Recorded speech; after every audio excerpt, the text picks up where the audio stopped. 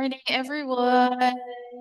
I'm Everzil Alba from BSI Group Philippines, your host for today. Welcome to our webinar, Building Trust in AI, Navigating Responsible Adoption. Let me introduce first our Managing Director, Ms. Avatan Yahura, for a short welcome remarks.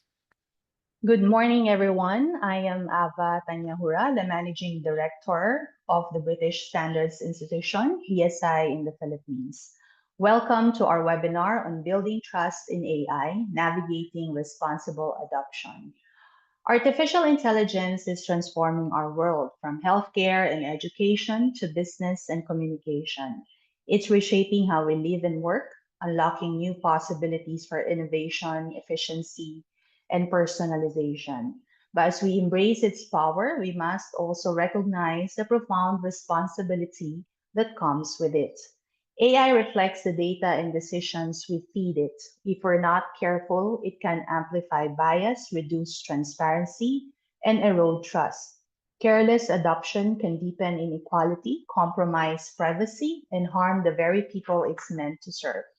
Responsible AI means putting people first. It means designing systems that are transparent in how they make decisions, fair to all users, accountable for their outcomes, respectful of privacy, and safe for society. This isn't just a job for engineers or policymakers, it's a shared responsibility for businesses, educators, researchers, governments, and every one of us who interacts with AI.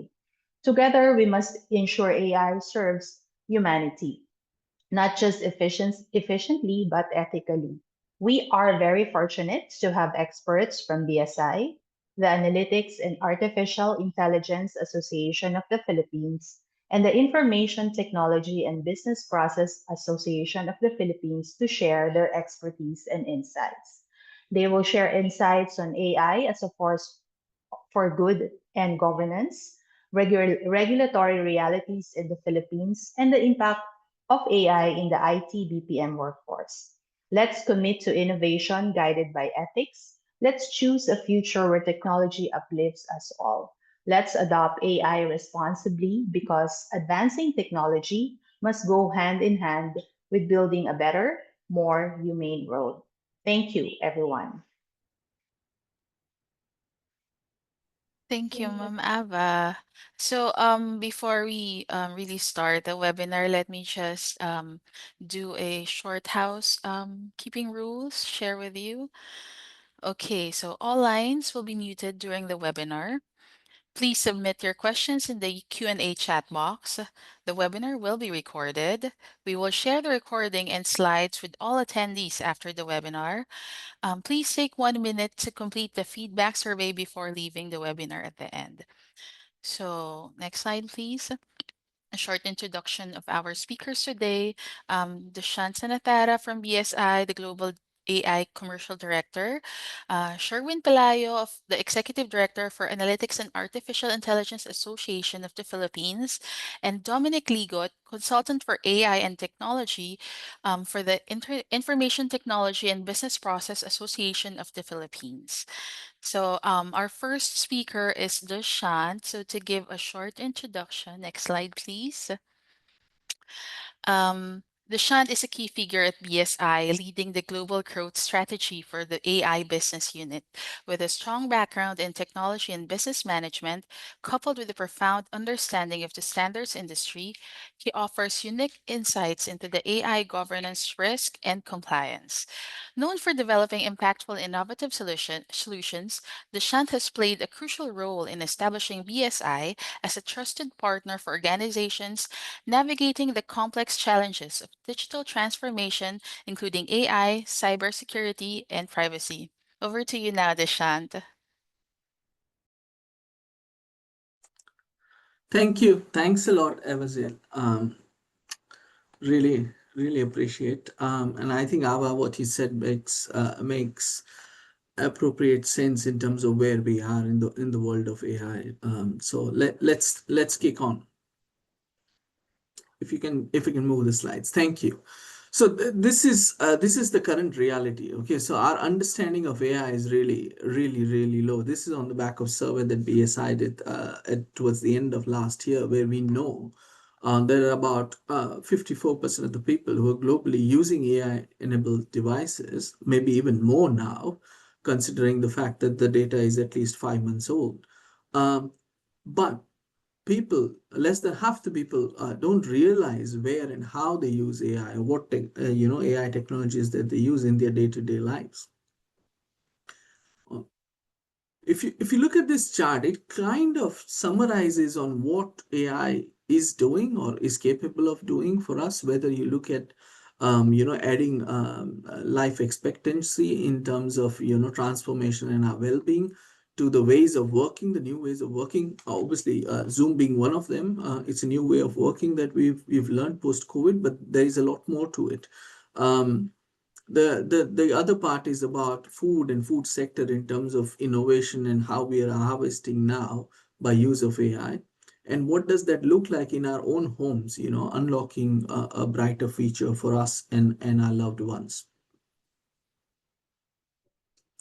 Now, these are some of the examples. Okay, these obviously not a comprehensive list, but it's some of the examples that we know of. Okay, everyone would probably be familiar with the example of Spotify and Netflix when we get content recommendations based on what we watched or what our family members have watched within their own profile.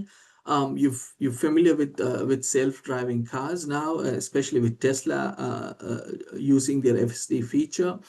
We've got facial recognition as well. There are areas where we use AI predominantly for fraud prevention, and I think that's going to be huge coming forward. We're all used to talking to Siris and Alexas of the world, which is nothing but digital voice assistant. They are AI powered and uses natural language processing as well as the speech recognition. Last but not the least, okay, the new era that we're now seeing is that loan approvals are used during in an automated fashion with AI.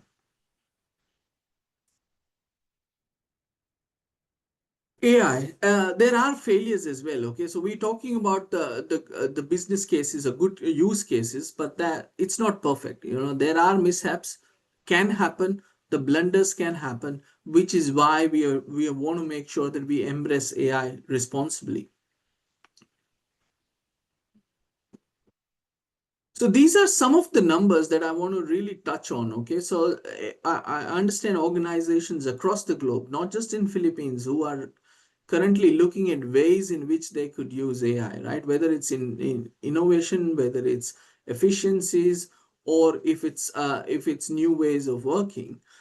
If you look at this, the project of AI failure rate is between 60 to 80%. There are challenges around concerns on fairness. There are safety challenges as well. Obviously, that's what the researchers say, over 58%. There are ethical concerns, and there is also a question mark, a big question mark in terms of trust in AI, especially when it comes to decision making in a professional setting. Okay, so when we make decisions based on an AI model, we second guess ourselves, right? I think that's where the challenge is because of the large failure rate. Now, if you next slide, please. If you look at, these are some of the examples that we know of in terms of the fails. It's not just the small or SME organizations. We are talking about large organizations. They have gone wrong. Three examples: whether it's Microsoft, whether it's Google, or even JP Morgan. A large bank ended up figuring out that the startup founder used millions of fake customers to dupe them into an acquisitions. This is catastrophic, right? So these are some of the challenges we are talking about. These are not the ones only. There are quite a few more that I would like to add on the which is coming on the next slide, please. So these are other examples where we are talking about how recruiting can be a challenge in terms of the applicants and what it accepts or rejects. There are Amazon used a tool which kind of showed biased against women. There are also healthcare related algorithms that flag black patients. So at one end we are talking about performance challenges, on the other end we are talking about ethical challenges that we are grappling with AI. So I'm sure you must be familiar with, obviously not in the entirety, but you may be aware that there is an EU AI Act that's coming to into force, and I would like to touch on it and talk about a bit more on what that act is and how does that look like and what does it mean for us in Philippines. Next slide, please. Yeah. So the EU Act, obviously, that this the discussion started on 21st of April, back way back in 2021. Okay, it's basically a regulation which kinds of provides legal certainty, and obviously promotes innovation. So I would say the other way is also avoid stifling innovation, which is really important. You want to do that, but you also want to ensure that we are protecting the fundamental rights of our citizens, right? It's a horizontal regulation, which means it cuts across a lots of different regulations, right? In EU, for example, there is a Digital Resilience Act, there is a Machinery Act, there are acts for devices, for safety, for toys. It cuts across all those regulations, or automotives as well, in a sectoral with a sectoral lens. And it this is an important point. It applies to all providers, all deployers of AI, and beyond, okay, beyond the EU. So it's a really important thing. So it's not about Europe and European citizen. It's about us wanting to do business in Europe. It does apply to us. No different than what GDPR would from a privacy perspective. Now, these were the timelines. Obviously, we are navigating these timelines as we speak, and they may change in future. Obviously, there is a lot of discussion in Europe around what and how these needs to be done. But just to give you a glimpse of, started in June 2024 in terms of publication and entry into force. The prohibited AI systems as of February this year are obviously banned within Europe. And now when we see, is the big part of the discussion is what is going to happen between now and in next 3 years in terms of the high risk AI systems which are going to be regulated. And I'll touch on what they are and what does that look like. So just to reconfirm, in terms of who does it apply to, okay? So any providers within or outside the Europe who are who place or put into use any AI systems, whether they are general models within the EU, anyone who deploys that within the EU. So, for example, if your location in Europe, somewhere in Europe, and you have a site and you are using AI, it probably applies to you.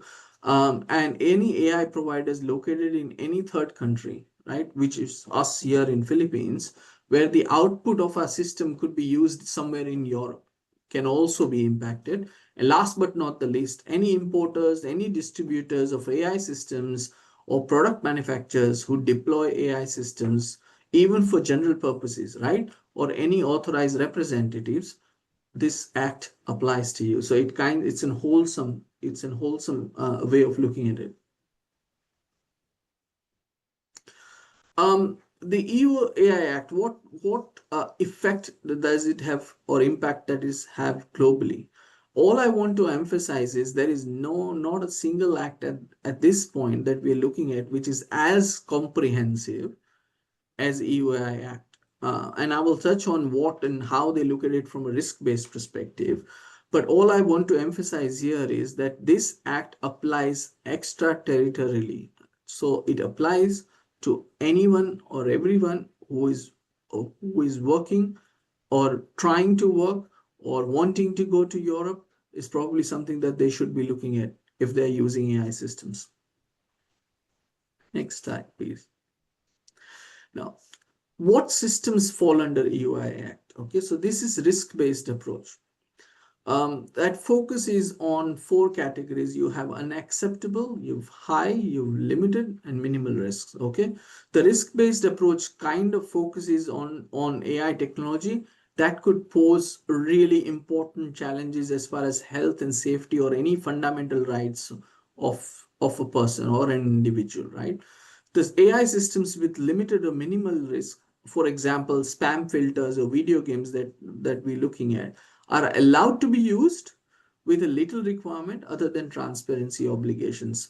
Anything that's unacceptable AI systems, for example, your government scoring systems or real-time biometric identification, especially in public spaces, they are prohibited with little exception as of this year, early this year.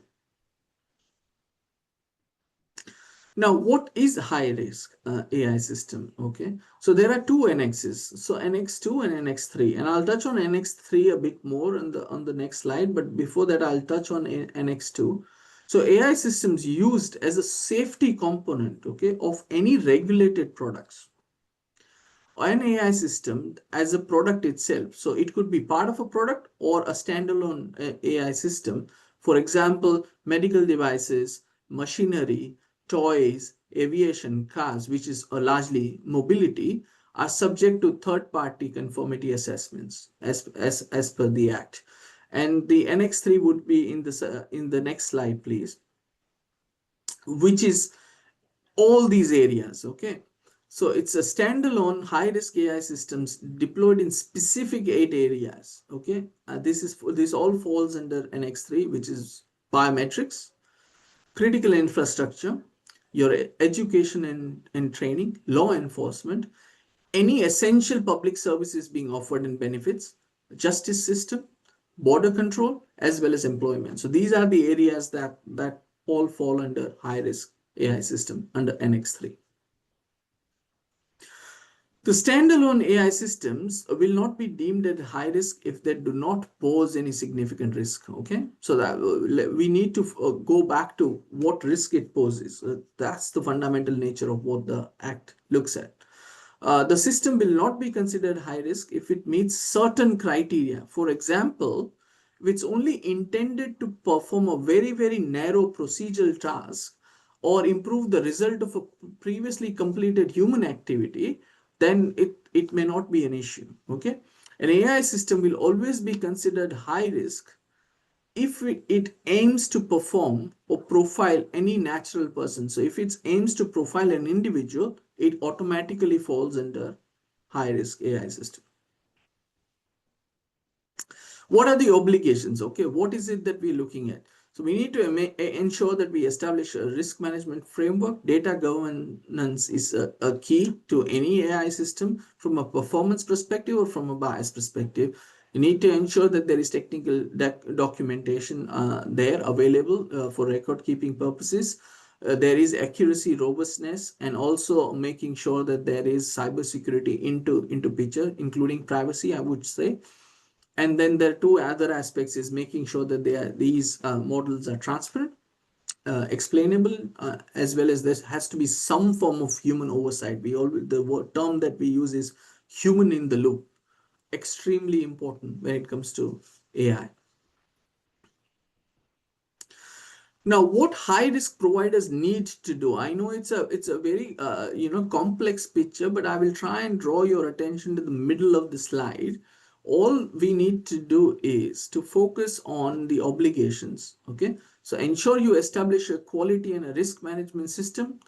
Draw up relevant documentation, as in technical documentation. Keep logs and establish robust PMS. PM is post market surveillance system. Okay, that's followed by a conformity assessment, which is done by a notified body.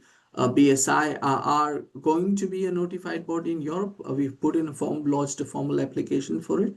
Then you officially declare the conformity, and then it goes on to the EU database for registration, and obviously you then receive a CE mark as well. The last three also applies through to non-high risk use cases. Okay, if there are any challenges, obviously it follows the normal process of corrective actions and duty of information and cooperation with the authorities.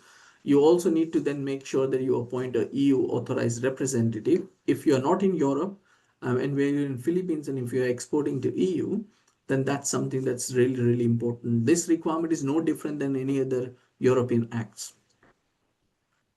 Next slide, please. General purpose AI systems. The rationale is very simple. Transparency is important.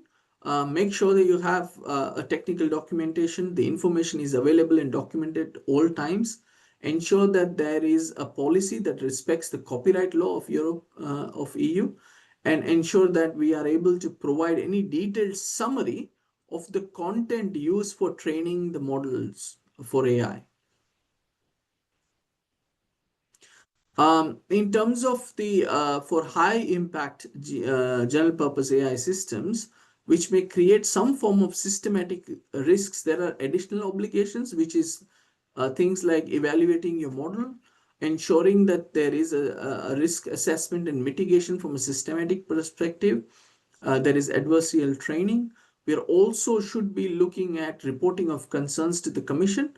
Cybersecurity is the heart of what we do from an AI, so that goes without saying. But another major challenge is also energy efficiency. So the energy efficiency reporting is also very important when it comes to high impact GPA AI models.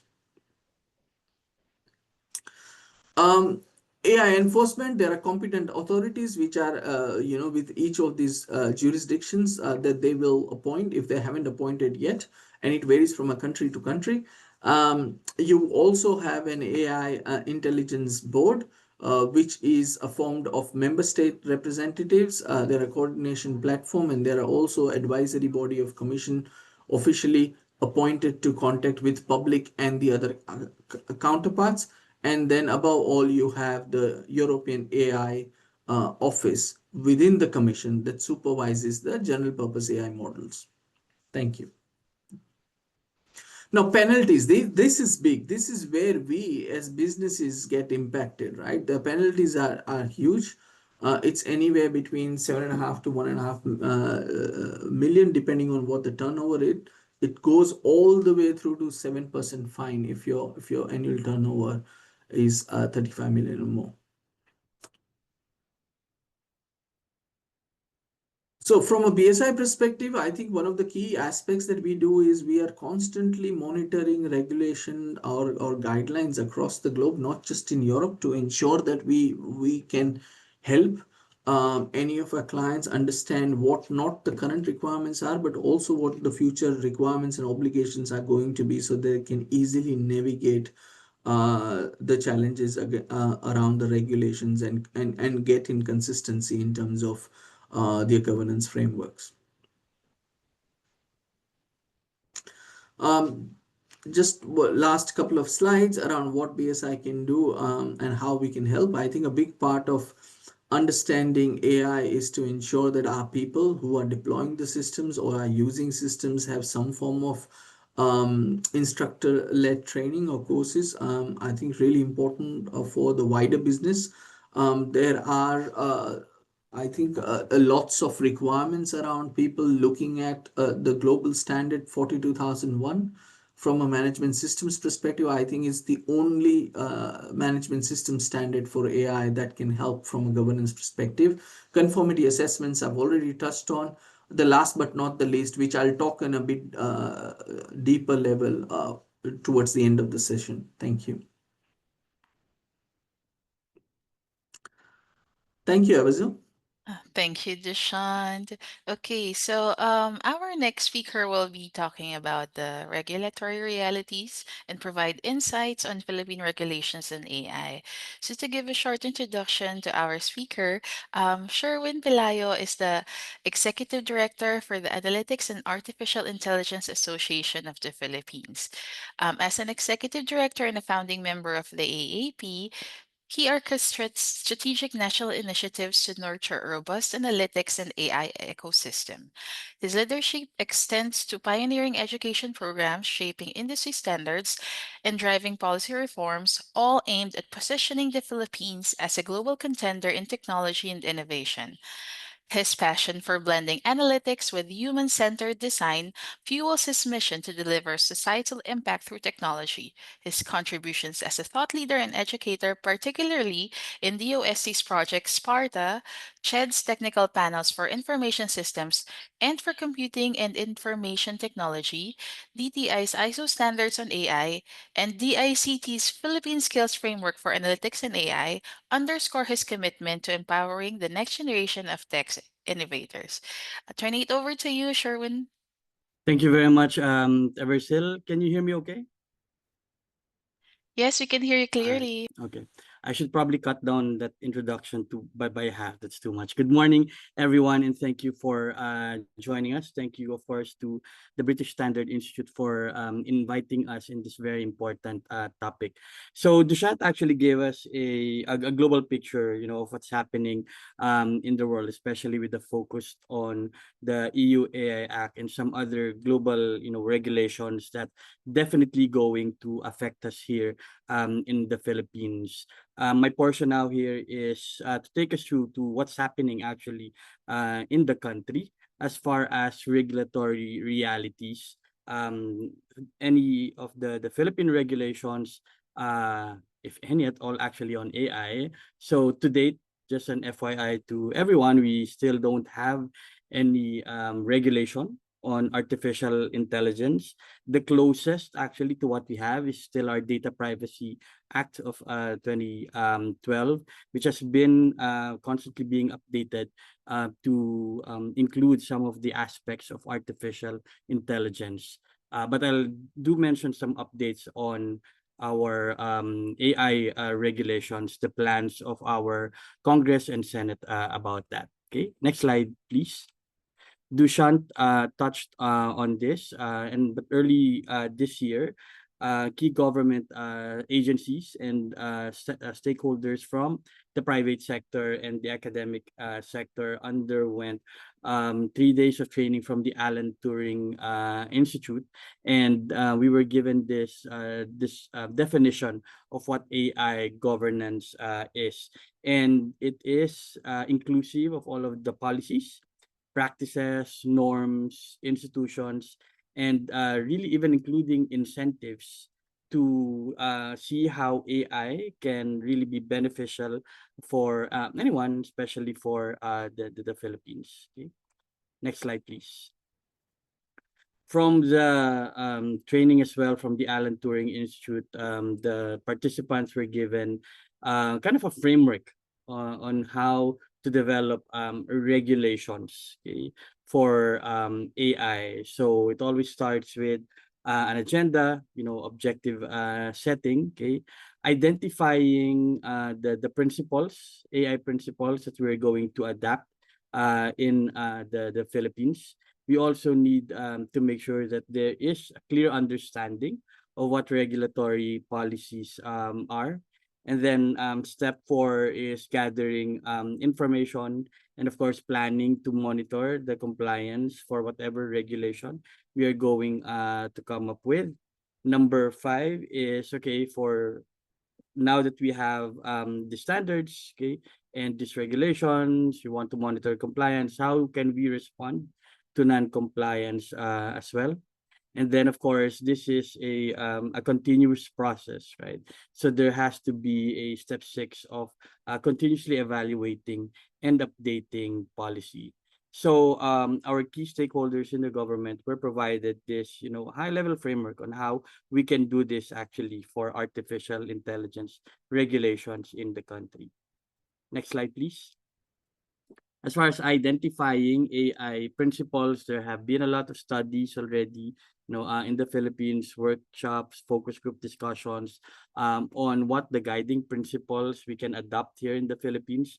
We've taken note of frameworks in OECD, AI Safety Institute, NIST, ISO, ITU, the ASEAN, the UNESCO frameworks, and initiatives from the Department of Trade and Industry, the Department of Information and Communications Technology, and the Civil Service Commission have indicated that this particular agencies have come up with AI principles that will be followed or will be included in our regulations. Okay, next slide, please.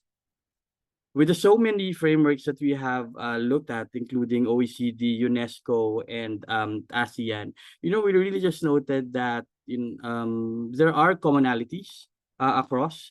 We're not planning to actually just reinvent the wheel and come up with our own. It's really more of using all of these frameworks to converge on something that can be contextualized and adapted in the Philippine setting. Next slide, please. To that end, the DICT and the CSC last year had a workshop again with key stakeholders to come up with this list of principles and guidelines for an ethical and trustworthy AI in the government. They will soon be releasing a joint memorandum, okay, on how these principles can really affect the way that, or at least for us to be guided on developing ethical and trustworthy AI. So this will definitely be referenced in any of the regulations that our lawmakers are developing. Next slide, please. Okay. Now, I'm pretty sure that very few of us are aware that we do have Philippine national standards already on artificial intelligence. What I'm sure as is that we are familiar with the work of the Bureau of Philippine Standards of DTI. You know, we've seen those standards. The more familiar one probably are the standards on motorcycle helmets, standards on fire extinguishers, standards on fireworks, but I think little is known about that we do have standards already on artificial intelligence. In fact, I actually chaired the mirror committee of ISO Subcommittee 42, which is the subcommittee on artificial intelligence. Okay, so we do have a mirror committee here in the Philippines. The British Standard Institute, they also represent, of course, the UK in the discussions within ISO. So the work that we do here is that we review and actually also contribute to the development of global ISO standards on AI. And then we adopt and contextualize it for the Philippine setting and issue Philippine national standards on artificial intelligence. There are about 30 already Philippine national standards on AI. You can go visit DTI's Bureau of Philippine Standard website to download. They're actually for purchase on these standards. Standards are very important because we want to develop artificial intelligence products and services that will be at par with the rest of the world. Okay, so it will allow us to access global markets. Following standards also will give the trust and recognition to whatever we do. It's going to build consumer confidence. Okay, it also provides economies of scale. No, you don't need to look at, what other regulations is there or what are the best practices in developing responsible and trustworthy AI. The standards will give you guides and frameworks on what are the things that you need to consider when you're going to build artificial intelligence.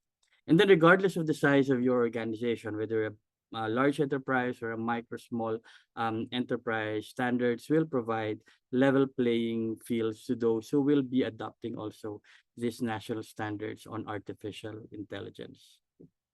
Next slide, please. Part of the regulation is also having a common understanding of what the career paths, what the roles are, what the competencies and the proficiency levels that are needed for every individual who wants to be a part of the analytics and AI sector. So through with DTI, we launched the Philippine Skills Framework on Analytics and AI last May of 2024. And it's not really just intended for those builders of AI. It's not really meant only for technical people, but it's also meant for those who's going to go into data and AI governance, business intelligence and strategy.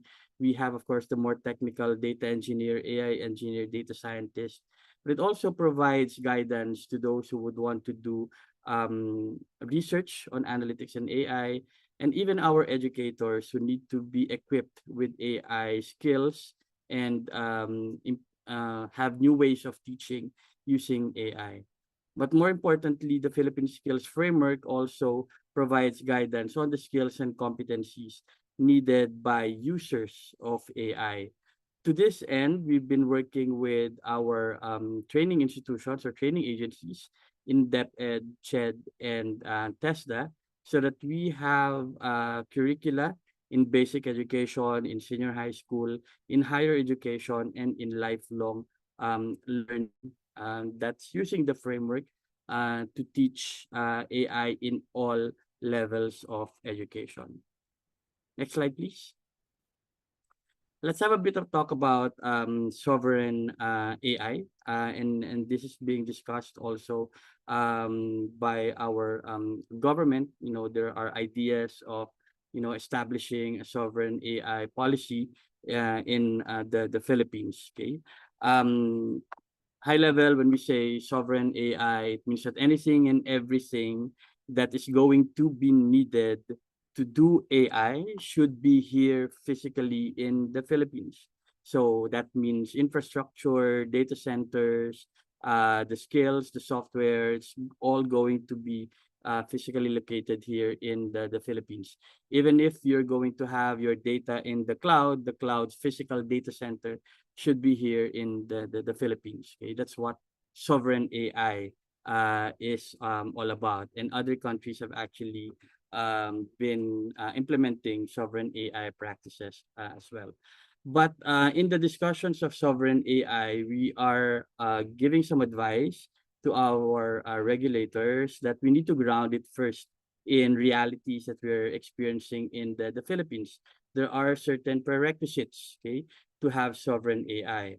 The first one is, okay, we should be doing sovereign AI not just because we others are doing it. Okay, it's not about just keeping up with what other countries are doing. It should be really a deliberate choice that we want to do sovereign AI based on our priorities as a country. The second is that we need to really have stronger foundations. Okay, infrastructure is needed. Okay, our connectivity really must now be robust, and the ICT has been doing a lot of efforts already there. Data has to be clean, governed, and accessible. Okay, which means that all of the data, especially in our government, if it's on paper, they have to be digitized first. And then third, we need to have a skilled and AI literate workforce to work on anything and everything AI for the Philippines. Next is that this has to be use case led, meaning again, there has to be a reason for us to do this. Okay. If it's AI focused on healthcare, focused on manufacturing, focused on agriculture, that's okay. Again, for as long as there are use cases for us to do sovereign AI, that's okay. It just needs to be anchored again to what is needed, even at the local government unit level. Okay. This has to be a collaboration between the public and the private sector. Both of these sectors need to be ready. Okay. Make sure, of course, top of mind is to provide safeguards to data from every Filipino that will be used for sovereign AI. Next is about having inclusivity as part of the guiding principle. AI must work for everyone, every Filipino. No one should be left behind, work across regions, classes, cultures, and generations. And lastly, and I think very critical and where we're really challenged here in the country, our energy supply must be stable enough to support the data centers, the high performance computers that will be used for sovereign AI. Um, as far as I know, I'm not sure if this stat is still accurate. Across ASEAN, we have the highest, okay, rate or cost of electricity, okay, per kilowatt hour. Okay. Um, Energy is very crucial. Stable energy is very crucial to ensure that all of our infrastructure is going to work at a low cost. So that high energy cost really remains a critical barrier to any AI investment. Okay. Good to note, though, that the Department of Science and Technology and the Department of Energy are in discussions already on how we can have sustainable energy to support our AI initiatives. Next slide, please. Okay, so there is a proposed AI Development and Regulation Act, okay, in the country. Obviously, it's not going to be finished by the 19th Congress, so it's going to get over to the next Congress, the 20th Congress, but it already contains this particular provisions. And if you can just click on through the rest, okay, the general provisions will contain definitions of terms, which will be referencing the Philippine national standards on AI. There's going to be the guiding principles started by DTI, DICT, and the Civil Service Commission. There is a provision to build a Philippine Council on AI, which is more into policy making and advisory board to be led by the Department of Science and Technology. There's going to be an AI board, which will be more regulatory in nature and going to be checking for compliance. This is again going to be led by DOST together with other government agencies, including the DICT. Okay. There is provision for the establishment of a national center for AI research, okay, to be led again by DOST and DTI. Okay, the innovation agenda is going to be headed by DepDev, which is previously DENEDA. There's a National Innovation Council AI subgroup within DepDev, who is in charge with the innovation agenda. And finally, a national AI strategy that will include digitization, infrastructure, and workforce development. Okay. President Bongbong Marcos has asked the DOST to lead all of these initiatives, and he has actually approved the National AI Strategy, aptly called NAIS, of course, NAIS meaning desire, developed by the DOST, but also coming from previous AI strategies that were developed by DTI. So they are now part of our NAIS, our National AI Strategy. So we do hope that this AI Development and Regulation Act gets passed in the next Congress, in the 20th Congress. Okay. So next slide. I think that is my last slide. This is really just a call to everyone present here who's looking into AI standards, AI regulations. Yes, we are in this world in AI, but the message here is that we need to really be doing this for every Filipino. We just need to have this courage to imagine, will to collaborate, and our commitment to use AI, not just for progress, but for everyone. Okay. For more information about the AAP, please do visit aap.ph on our Facebook page. Okay. And join us, in all of these initiatives. Okay. Thank you, everyone. Back to you, Everzil. Thank you, Sherwin. It's great to know about the proposal of the AI Development and Regulation Act. Um, again, thank you, Sherwin, for sharing everything with us. Now, allow me to do a short introduction for our next speaker, who will talk about the industry insights on AI adoption, specifically for the IT BPM industry. So it's really the AI adoption challenges and opportunities. So, Doc Dominic Ligot is the consultant for AI and technology for the IT and Business Process Association of the Philippines.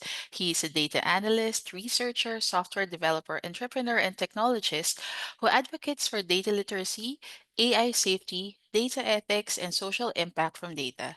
His body of work focuses on human rights, public health, food security, political risk, and fighting disinformation and infodemics through the use of computational social science, social listening, remote sensing, artificial intelligence, and data engineering. Over to you now, Dr. Ligot. Hi, good morning. So I'll be talking today about how the IT BPM industry is dealing with AI, and also end with kind of the looming threat of AI startups. And happy to take questions about how AI and startups will impact BPOs. Next slide. So the results of this is coming from the results of the member survey of the IBPAP, and there's another survey coming up in a few months, but should give you a good snapshot of how everything is happening in IT BPM. Next slide. So based on the IBPAP's data, 11% of BPOs, and this is as of late 2024, already have AI systems in production. And then later we'll break down exactly what those are, with almost 56% already in progress. We're expecting this ratio to increase by this time. So this data is at least 6 months old, and the rate of adoption is actually quite fast. So you might wonder whether 11% is high or low. So we benchmark this, next slide, with data coming from Deloitte. So around the same time, Deloitte ran a poll amongst their members or their clients. And uh, next slide, the comparison of the 11%, you can benchmark this against 4% as far as the Deloitte data was concerned. And this actually comes as a pleasant surprise to a lot of us that IT BPM is actually ahead of the global average as far as enterprises are concerned. But this does correlate with kind of the retail trend. About a year ago, Microsoft and LinkedIn put out data that about 86% of Filipino knowledge workers are already using some form of AI, which is ahead of the global average of 75. So in a way, this is a good debunking of the myth that the Philippines is behind, at least in terms of willingness to adopt, retail adoption, and now enterprise adoption. There are pockets of promise in the Philippines. Next slide. So one of the most common questions we get asked is, what about jobs? And in the same survey, 8% of IBPAP's members have reported that their headcounts have decreased attributable to AI.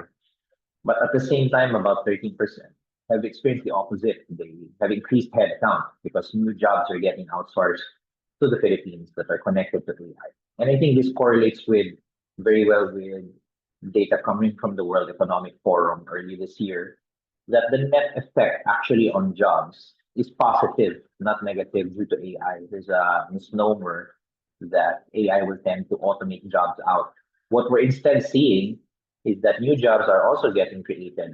I think the question is whether we will get those new jobs, and there's no guarantee that we will. And then existing jobs that we have, many of them will actually transform. So next slide. The opportunity really is in this yellow boxes. Easily 50% of the industry have reported that the jobs are changing, and upskilling is really a pressing need. And in a way, this is driving a lot of IBPAP's activity right now. There have been recent developments with Tesla, for example, on the EBET front, and of course, riding on the success of the Philippine Skills Framework that Sherwin mentioned. The industry is really taking this challenge very seriously. If we want to keep the jobs and attract new jobs, we have to start pushing for skills. Next slide. So in terms of use cases, this is how IBPAP's members have shared kinds of use cases they're doing. Not surprisingly, the majority would be related to Gen AI and chatbots and language processing. Those are the top, followed quickly by more traditional uses of AI like robotic process automation, reinforcement learning, and computer vision, images. A lot of it is really scanning documents, for example. These are really, really, in-demand uses for a very, very document-rich environment in our BPOs. Now, the tail end is also interesting to note. Supervised and unsupervised learning. These are more classical use cases in data science and analytics. And you can, in a way, next slide, put these two together. The industry is looking for these use cases But the classical use cases are really the majority of what we teach in schools, with a few exceptions. And I think this also means that not only are we pressured to upskill, we are pressured to update the curriculum that we have. Sherwin and I were both instrumental in driving Project Sparta, for example, and the professional maturity frameworks of AEP, the Labor Market Intelligence Report. And we already saw as early as 2021 that the industry needs were moving fast. So it doesn't mean that a school is teaching data science and analytics that they will actually be able to help their graduates compete with AI. These curricula need to be updated. Next slide. In terms of adoption challenges, not surprisingly, cost is a major impediment. And in a way, this is a good way to debunk the idea that AI is cheap. This is not as simple as signing up for a $20 ChatGPT subscription. There's a lot of integration work that needs to be done. There's a lot of licenses that need to be acquired and training. So if you look at all the challenges, integration is a challenge, data privacy is a challenge, lack of skilled talent is a challenge. So back to upskilling, and data quality is a challenge. Now, these are the needs of today. Now, what I'd like to point out is if you look at the tail end, employee resistance to change, and ethics. These will be the challenges of the near future. So while everyone is busy looking at the technical aspects of AI, we have to keep an eye on the ethics and the safety. And that's why the theme of today's webinar on responsible AI is very relevant. Next slide. Okay, so in the same manner, we also hold the members. Why are you even doing this? And again, not surprisingly, the top reasons are productivity, efficiency, service quality. So these are your typical expectations for why people get into AI. Again, in the same vein as the previous slide, next slide, we want to highlight the minority, of people who said they were looking at risk management and employee satisfaction. Really, at some point, when all BPOs, all companies start implementing AI, in a way, you're going to turn your company into a machine. And that means you need to be mindful now of how your employees, your staff, even your customers experience your service. The last thing you want is to feel like you're working in a machine. And in BPOs, this is especially important. Okay, next slide. So I want to close with this section on the question. This is a popular question. Will AI disrupt BPOs? And I want to point everyone's attention to a very recent, I would say, pivot. No? Next slide. So in February of 2025, this year, Andreessen Horowitz, one of the major venture capitalists, put out this article where they're really targeting the BPO sector as an opportunity for disruption. No? So next slide. The thesis is quite straightforward. They position BPOs as very manual, very error prone, very inefficient, and then agentic AI is the solution. We obviously don't agree with this pitch, but it's very compelling. And as a result, many AI investments and startups are going into displacing BPO work. Next slide. The market size of this sector is huge, about $300 billion. As of this time, we're reporting $40 billion revenue coming from the Philippines, so we're more than 10%. The remainder is probably India, and the other countries are a small component. But the other thing that needs to also be said is BPOs are not just about contact centers, no, tech support. They're across all industries. For example, banking, healthcare, and finance are our biggest growing sector, no? Global capability centers. So all industries are represented in this. And that's why venture capitalists are really targeting it. Next slide. In terms of the types of startups coming up, uh, many are focusing on the front office, but a growing number are also looking at the back office. So what's front office? These are inter uh, customer interactions, but the back office is also just as compelling, where you're dealing with documents, you're dealing with spreadsheets, and I think this is where AI can really add a lot of value. But I think the majority of people are looking at front office work. And I think this is a misnomer because just because AI can sound like a human doesn't mean it has the kind of the touch of a human. And in most cases, at least from what we've surveyed, people don't like talking to robots. than like talking to humans. But anyway, it still remains to be seen whether this trend will really displace BPOs. What we're seeing instead is two things. BPOs are getting augmented by AI and BPOs themselves transforming into AI companies. And I feel that personally, as an advocate of AI, this is really the way to go. You know, in the same manner that it's not going to be the same issue as cars replacing horses. It's probably going to be similar to how Excel and calculators complemented accountants rather than replaced accounting per se. Next slide. So there are also what we call AI native firms, which are doing everything. You know. From experience, most of these firms will probably fail. You know, the failure rate of startups is very high. But then occasionally you'll get one winner, a unicorn that will end up monopolizing the market. On the other hand, BPOs are quite experienced already, quite established. They know their clients very well. And clients of BPOs tend to be very sticky. But the reality is, even if you added India and the Philippines together, they only represent 30% of jobs that can be outsourced. So there's a bigger pie of jobs that have yet to be outsourced. And our expectation is AI startups will try to go for them first. You know, whether they end up keeping those clients or not, again, remains to be seen. So if anything, it's not a question of losing the jobs we already have, but it's more about whether we will continue to attract new jobs coming from the US primarily, North America, and to a smaller extent Canada and the UK. No? But there are also other opportunities like AI multilingual capabilities should be able to allow our BPOs to tap non-English markets, no? Like Europe, for example. But again, these are all what if scenarios. At the end of the day, we go back to the early challenge. We should upskill our workforce. We should be mindful of the changing jobs and then ensure that we get over all of the constraints preventing our BPOs from adopting AI. Okay, next slide.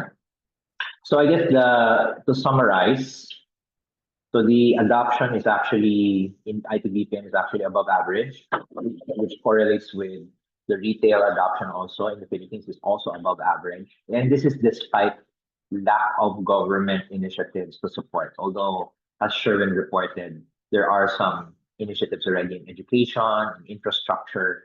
So in other words, even without government help, we're already ahead of the curve. What more if government comes in and supports it? Next, we are losing jobs, but also gaining jobs. So the idea is we should upscale so that we capture more of the new jobs coming in.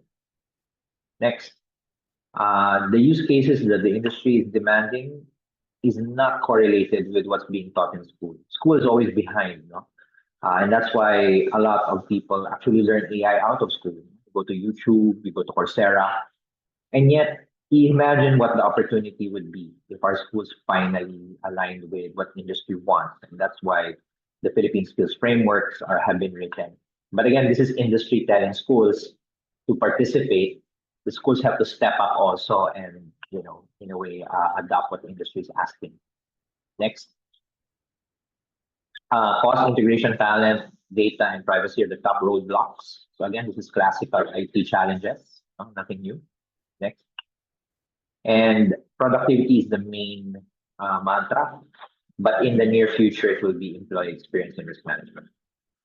So with that, thank you very much for your time. And yeah, let me know if you have any questions. Thank you, Doc Dominic. We'll be entertaining questions at the end of the session. We have an allocated time for that. But yeah, it's good to know that in terms of adoption, we are ahead, and that even if there is a decrease and increase in the jobs, that there is a way for us to, to adopt by upskilling. So I'm gonna turn over again to our speaker, Dushan, to talk more about the AI governance. Thank you, Evazil. Let's start. Let's kick on. So I think a big part of the questions, I can see one of the questions on AI failures, which is probably this presentation is something that should be looked at. From a BSI's perspective, I think the main thing that our goal is and our focus is in term is responsible adoption and use of AI in a way that benefits society. I think that's the key that we as an organization are keen to focus on, and that's pretty much my goal as well. Next one, please. Next. So I will touch on this one in a bit because there are two aspects that I want to focus on. First is governance, and the second one is around the performance of the output of your algorithms, what and how we can certainly do. I've touched on regulatory services, I've touched on training as well, but let's kick on and focus on the governance and algorithm auditing. Okay. Yep. Thank you. So some of you may be familiar, but not all of you. So I thought it's best to start with this slide, which is the world's first AI management system standard was published in December. Obviously, it was adopted in January and February, depending on the jurisdictions people are in. But that's when it was first published. It's a global standard, and from my perspective, it's the only standard that covers the entire framework, which is establishing, implementing, maintaining, and also ensuring there is continual improvement when it comes to implementing AIMS.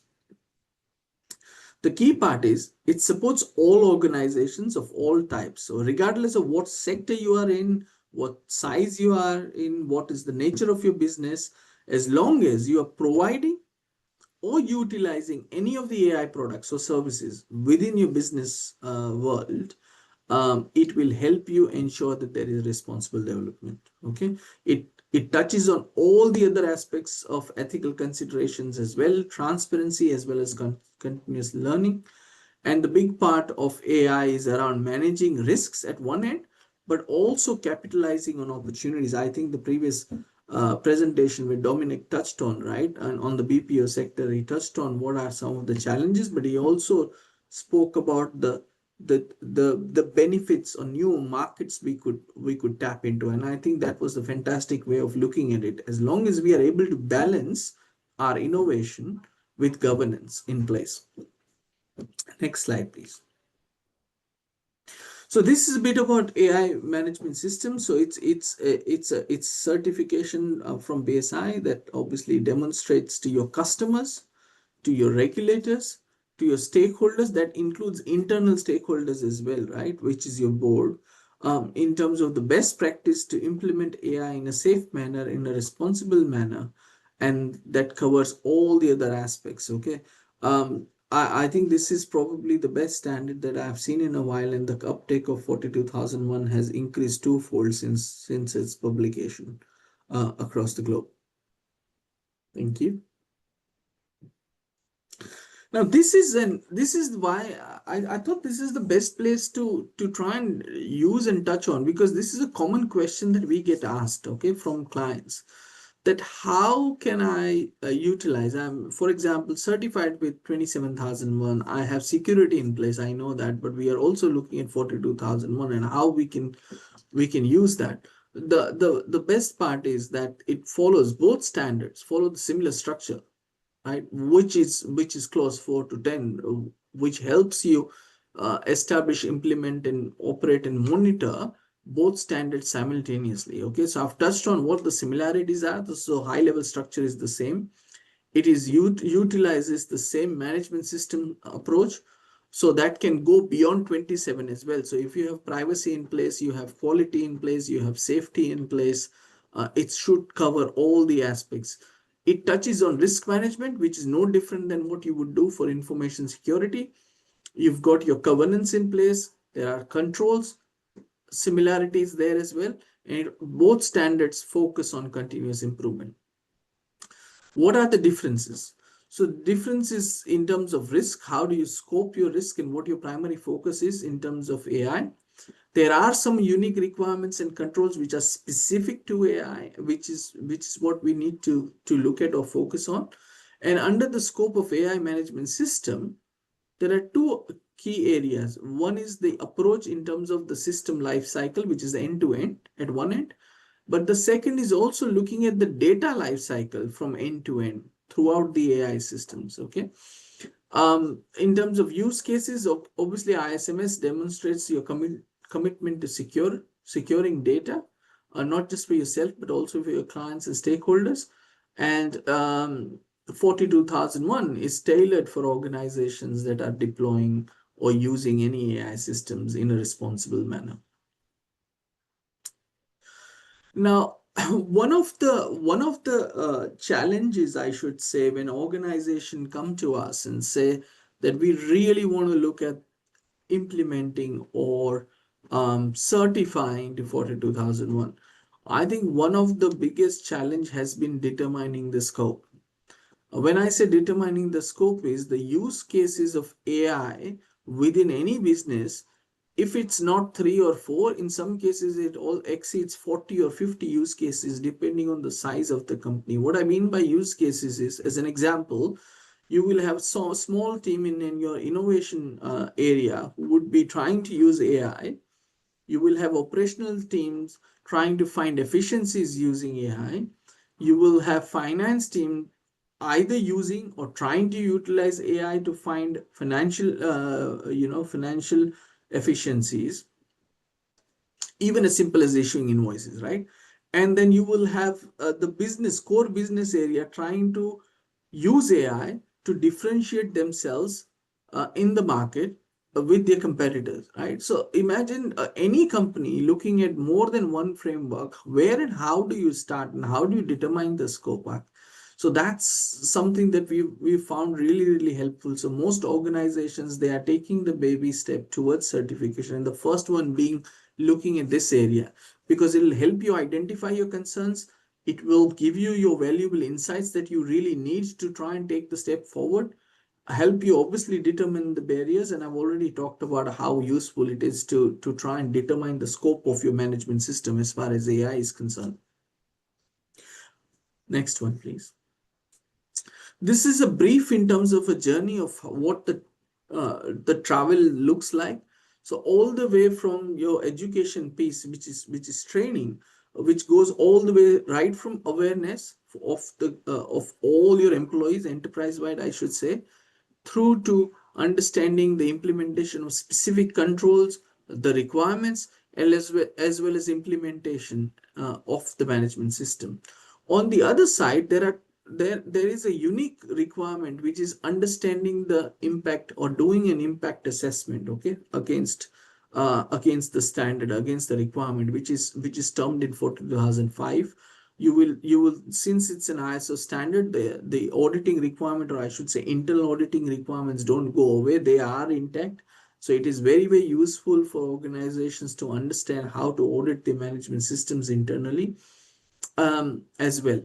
And from training all the way through to the certification, I think it's simple, and it's very similar to what you would have experienced as far as ISO is concerned. But if you haven't, it basically looks at pre-assessment, which I've spoken about. Then comes the implementation phase and internal audit and management review phase, which again goes back to making sure that you are able to conduct audits against the requirements of standards. So really important for you to understand. Going into stage one, which is nothing but documentation review. And then within a span of 2 to 4 months, depending on where you are at the end of stage one, you look at stage two assessment, which is your initial certification. Once the organization is certified, when we touch on continual improvement, it's then ongoing surveillance audits for 2 years and then recertification, and then that cycle keeps going on. So it's no different than any other ISO standard. Now, this space that also I wanted to touch on is mostly around algorithm auditing. On the next slides, please.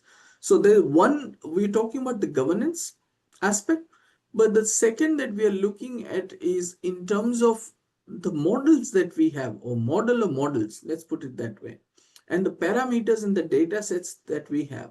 How do we ensure, and I think that goes back to again to the failure question as well. A is having governance in place, but second is making sure that if we are making any claims externally or even internally to our board, how do we ensure that we are in a position to validate those claims? And that's where algorithm auditing and data set testing comes from. Okay. So BSI basically does the algorithm testing and then provides a confirmation letter which touches on data quality, robustness, fairness, segmentation, biometrics in some case if biometrics is an area of that you're looking at.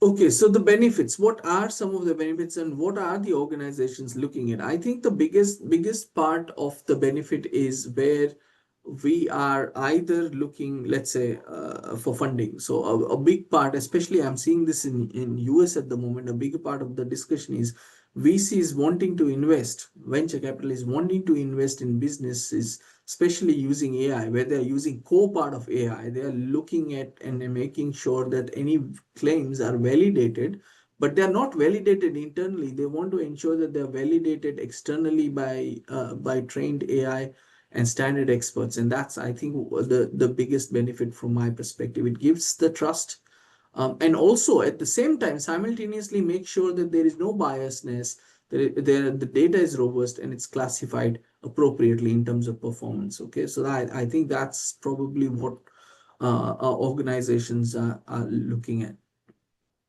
Next one. From a matrix perspective, there are a lot of ISO standards that are utilized in terms of workflows.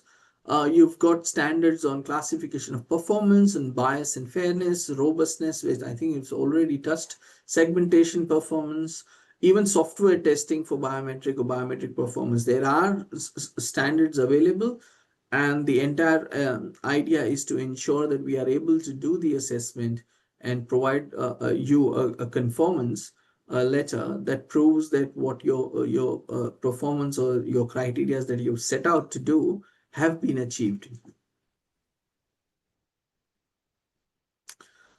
Yeah, evaluation. So that's the next piece, and this piece only focuses on the technical documentation aspect. Okay, it basically covers the area where your piece of technical documentation is being done, and an independent assessment is being performed by an AI expert to make sure that your documentation is in line with the requirements. Thank you. That's me. Q&A. I think there are a lot of questions, I guess, in the Yeah. channel. So happy to Yeah, there are a answer few them. questions in the channel.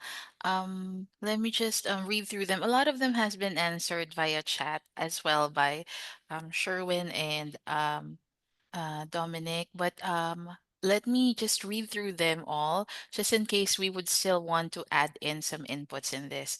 So the first question is, as a Filipino who uses AI and planning to build AI tools, how does the EU AI Act affect me? Also, I am working in an international company supporting multiple countries. Do I need to be more cautious with the AI tools created within my company? Okay, so if you, it's a twofold question from my, this is the way I'm reading it. Okay. So if you're using AI personally, in your personal capacity, obviously, no challenges where, how you would want to use it. Although I would still advise you that even if you're using in your personal capacity, the kind of data, your personal data that you're using, or any information that you're putting it, even in ChatGPT, I think you need to be very, very cautious if you're doing it in a personal capacity. It will not pose a challenge from a regulation perspective, but your personal data will be impacted. So that's something that I always, ask people to be really cautious about. Okay. The second, from an organization perspective, or the tools that you mentioned that you looking at creating, you certainly can. Absolutely, no reason why you shouldn't. Whether you're doing it within the organization or outside, the idea is of any of these requirements, regulations that are coming to the fore, or even the standards, for example, forget the regulations for now, but the standards are created in a way wherein when we are going for innovation, we are doing it in a responsible manner that does not impact us in any which ways, not now, but even in future when the product is ready, when it's rolled out and there are no question marks. Okay.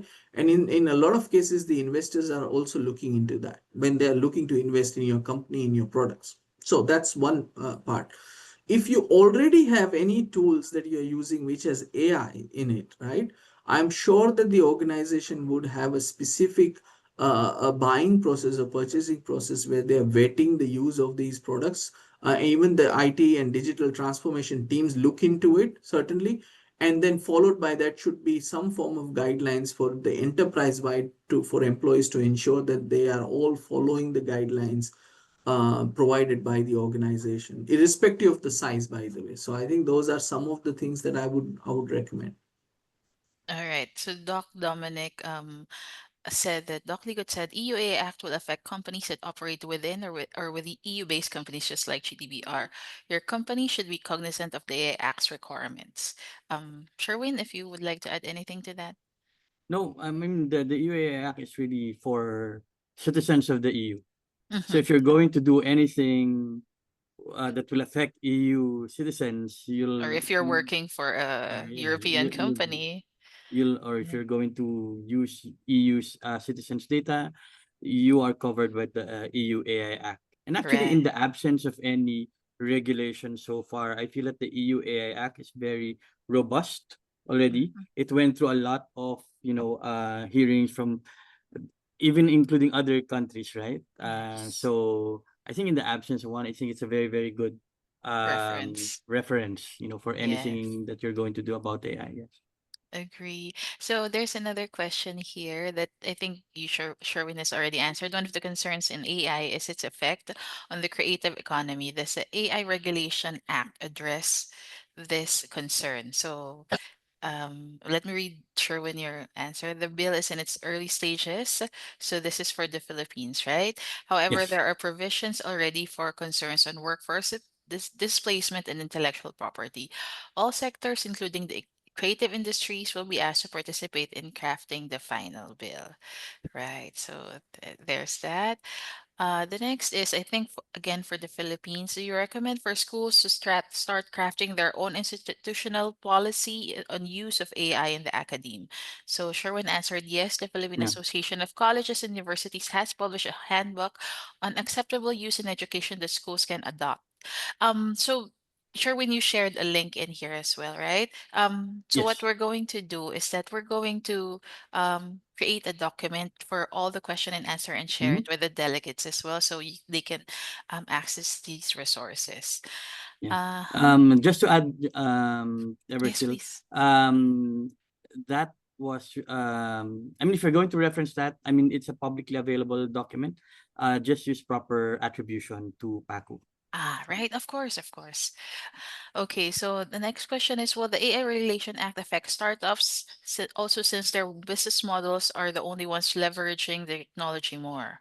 So, as Sherwin answered here, the current bill has provisions on this. The state shall endeavor to accelerate innovation with AI as well as master and push its boundaries. It shall help industries innovate, nurture, and support AI startups transform institutions. Okay, and then one of the other answered questions here was which was answered by Doc Dominic Ligot, which I think he had to join another meeting, so she's not here anymore with us. So the question is, considering the major role that the educational sector plays, are there any initiatives or plans here in the Philippines in terms of integrating AI into the educational curriculum?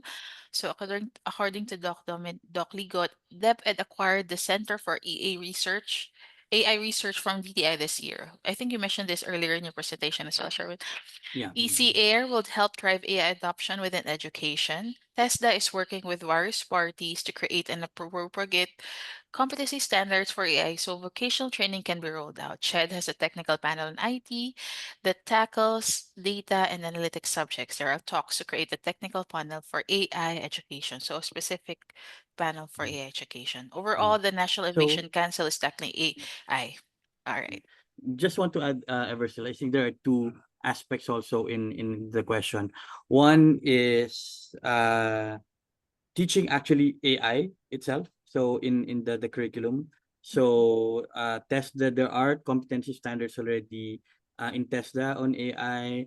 I'm actually part of the technical panel in CHED on information technology, information systems, and computer science.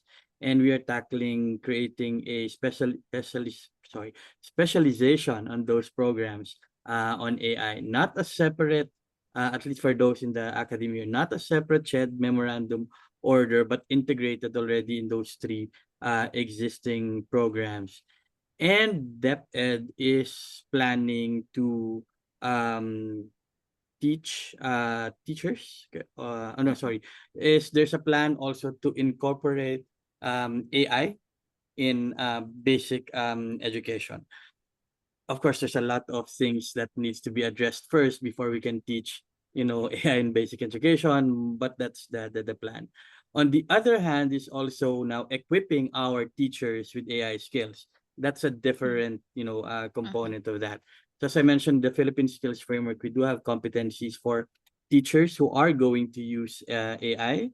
DepEd has plans to provide those training for our basic education teachers. UST has a master track specialization certification on incorporating AI in teaching methodologies. So there are a lot of initiatives and discussions, more than just plans actually, about integrating AI in education. Okay, that's good. So there was one question in the chat earlier. So what will be the mitigation in case of AI's failure, considering that all the systems will be dependent to AI, if ever? So Sherwin and Dushan. I'll leave that to Dushant. So, sorry, Why do you can mention? you reconfirm the Yeah, question? sure, sure. I was The question was, what will be the mitigation in case of AI's failure, considering that all the systems will be dependent to AI? Yeah, I think one of the points that I highlighted even within in the initial presentation, that anything that you touch on, any requirements, anywhere you see when it comes to AI, there's one common thread which talks about human in the loop. Mhm. Okay, so every single implementation of AI, doesn't matter where and how you do it, right from data collection all the way through ending the entire life cycle of AI. I think human in the loop is plays a really, really key role in making sure that those mishaps that I was talking about can be avoided. Now, I'm not saying that they will not happen. They will certainly happen. But if because of the human in loop gives us an edge to learn from our past mistakes, A, and second to learn and then implement in a way wherein we don't end up making the same challenges again and again. And the second one is when there are issues that come about, when you're monitoring it, when we talk about monitoring aspect, right? And if we use human in the loop, it gets it because we as human know what the output is, whether it's appropriate or not, and what needs to be done to take it off if need be, or amend as needed, right? So I think it's really, really important for us to have not forget that aspect. The day we only look at an AI world where there are no humans in the loop, I think that's where the challenge is going to be. But I've not seen a single requirement, Mhm. guidelines, standards which ignores that aspect. So I think that's the key, according to me. All right, thank you, Dishant. So, another question that we have in the Q&A: How can we ensure the security and privacy of sensitive data when using AI? Just to read through the Data Privacy Act. I mean, for the Philippines, we do have that, and it governs anything and everything about data. Actually, when you look at it in ISO, um, anything and everything about data privacy security is handled by a different subcommittee, SC 27, if I'm not Mhm. mistaken. So I think everyone is familiar with 27001, right? That's the Yeah. information security management system Yes. that will apply to AI.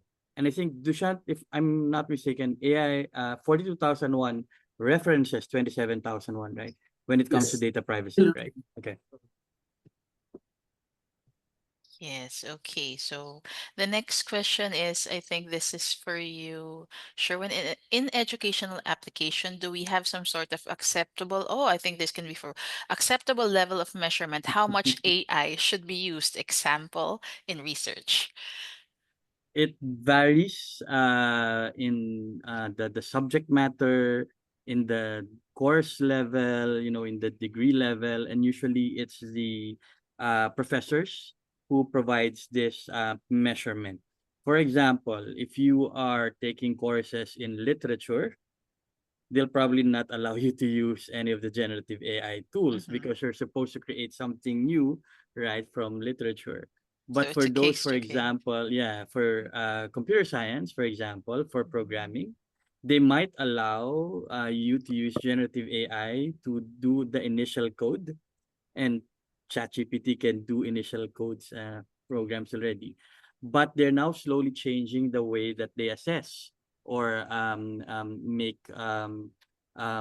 they actually now make you explain what the generative AI tool turned out, right? Is this Right. optimized enough? Will this really actually do the work? So the way that teachers are assessing it is now going to be different as well. So I would say it's going to be dependent on the discipline. If you're in the undergrad, masters, or doctorate, that's also going to be, different as well. All right.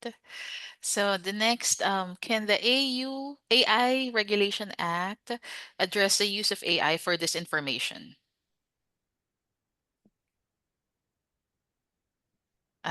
Dishant, I mean, if you're talking about EU, I think the EU AI. this information is a big part of a challenge that we are facing, right? I'm not saying there is an easy solution at the moment, but that's certainly a hotly contested area which regulators are looking at for sure.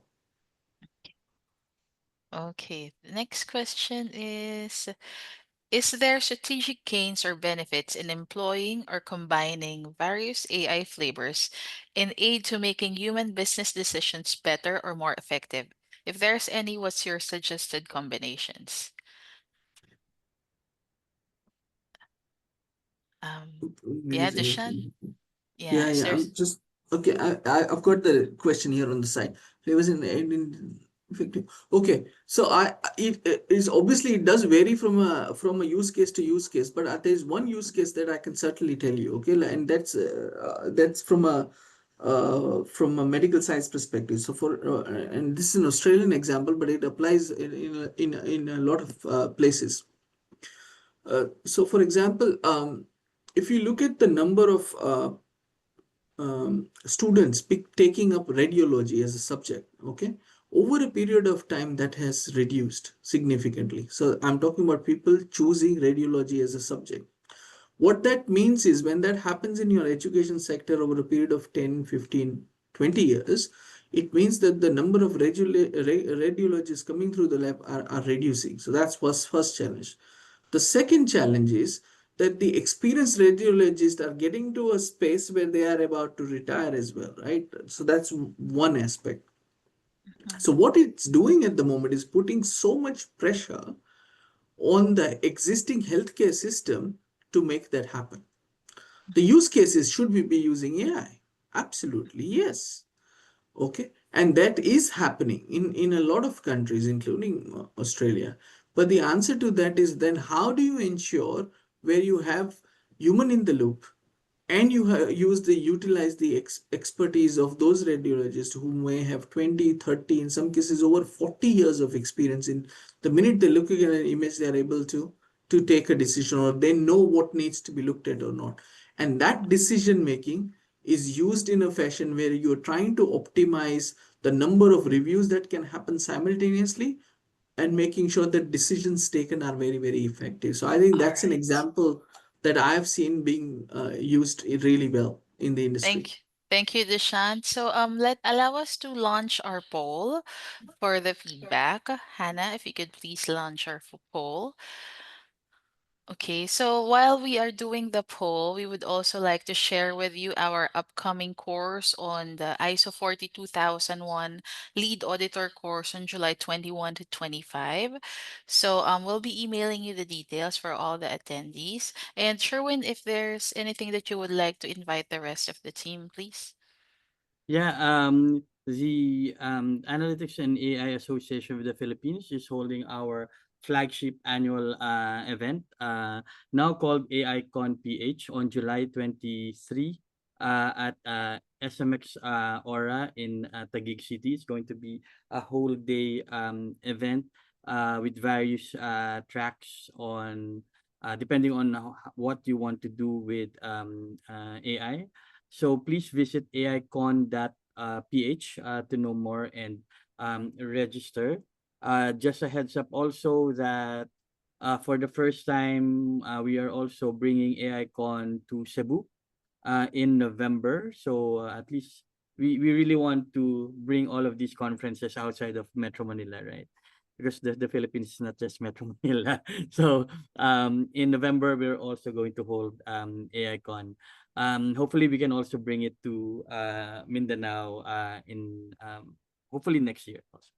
Thank you, Thanks, Sherwin. Elizabeth. Yeah. So some of the questions we didn't have time to answer, but we will be answering them and in the Q&A document that we will be sending along with the other resources. So this in this slide, we are also sharing with you some of the a QR code where you can scan to get our, some of the AI resources that we would like to share with you. So please capture this image or this slide so you can get the resources. So this is at no cost. The next slide will now show you what would be how you can contact us should you have any further questions. Okay, so there. So thank you everyone for joining us, and I hope you all have a great day. Thank you, Sherwin and Deshant, for sharing everything with us. Have a great day, everyone. Thank you all. Bye. Thank you. Bye for Bye now. bye.